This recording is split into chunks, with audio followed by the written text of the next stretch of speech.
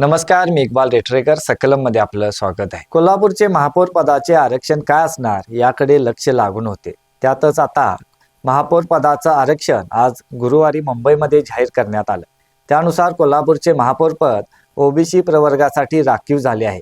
OBC प्रवर्गासाठी महापौर पद राखीव झाल्यामुळं आता महापौर पदाची माळ कोणाच्या गळ्यात पडणार याकडे शहरवासियांचे लक्ष लागून आहे. भाजपकडून निवडून आलेले नगरसेवक विशाल शिराळे, प्रमोद देसाई, विजयसिंह देसाई, वैभव कुंभार यांची नावे सध्या महापौर पदासाठी भाजपकडून चर्चेत आहेत. तर शिवसेनेच्या वाट्याला महापौर पद आल्यास ओबीसी गटातून निवडून आलेले अजय इंगवले, अश्किन आजरेकर हे महापौर पदासाठी प्रमुख दावेदार मानले जात आहेत. भाजपच्या चिन्हावर ओबीसी गटातून प्रभाग 3 मध्ये प्रमोद देसाई यांनी निवडणूक लढवली होती. त्याचबरोबर प्रभाग क्रमांक 7 मध्ये भाजपच्या चिन्हावर विशाल शिराळे हे निवडून आले आहेत.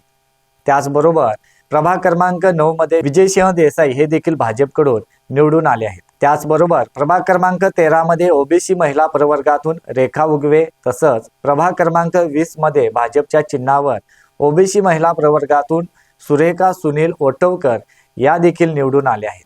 त्यामुळे त्या देखील महापौर पदासाठी दावेदार मानल्या जात आहेत.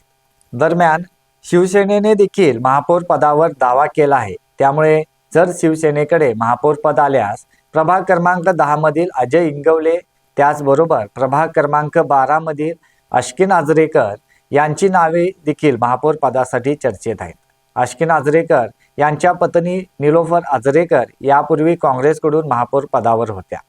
दरम्यान महापालिकेच्या निवडणुकीमध्ये भाजपला 26, शिंदे सेनेला 15 आणि राष्ट्रवादी काँग्रेस पक्षाला 4 जागा मिळाल्या आहेत. महायुतीने मॅजिक फिगर पार करत 45 नगरसेवकांचे बहुमत त्यांच्याकडे आहे. राष्ट्रवादी काँग्रेसकडे केवळ 4 जागा असल्याने सध्या तरी राष्ट्रवादी महापौर पदापासून लांब असल्याचंही सांगण्यात येत आहे. मात्र एकूणच महापौर पदाचं आरक्षण जाहीर झाल्यानंतर कोल्हापूरचा महापौर कोण होणार याची उत्सुकता मात्र कोल्हापूर शहरवासियांच्या मध्ये आहे. याशिवाय राजकीय घडामोडींना देखील एकंदरीत वेग आला आहे. आजचा आमचा व्हिडिओ आवडल्यास लाईक करा, शेअर करा आणि सबस्क्राईब करा. धन्यवाद.